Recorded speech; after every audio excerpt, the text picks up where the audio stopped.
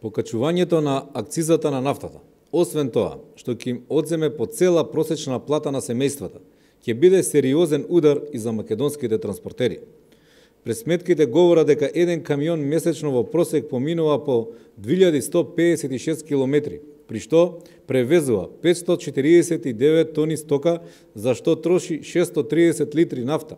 За истиот тој превозник, покачувањето на акцизата на месечно ниво ќе значи 2205 денари поголеми трошоци од камион, додека на годишно ниво тоа се 26.460 денари повеќе од камион, само поради покачената акциза. Во Република Македонија регистрирани се 25.522 камиони со погон на дизел гориво.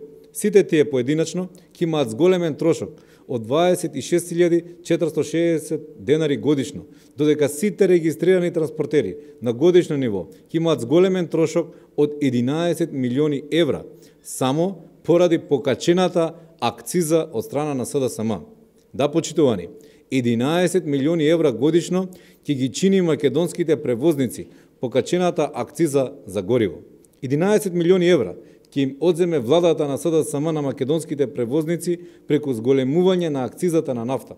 Тоа се 11 милиони евра помалку во стопанството, пари со кои ќе се враќа долгот кој оваа расипничка влада од ден на ден го зголемува.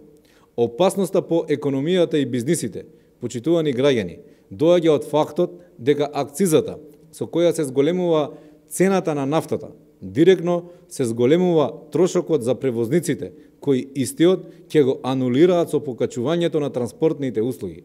Покачувањето на транспортните услуги директно ќе влијае врз цената на крајниот производ, со што граѓаните повторно ќе бидат тие кои не само што ќе плаќаат поскапа нафта, туку ќе плаќаат и поскапи прехранбени производи и секаков вид на продукти на домашниот пазар, но и намалената конкурентност на нашите производи во странство.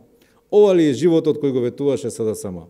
Транспортерите и македонските граѓани не се должни да го покриваат расипништвото на оваа власт. Ви благодарам.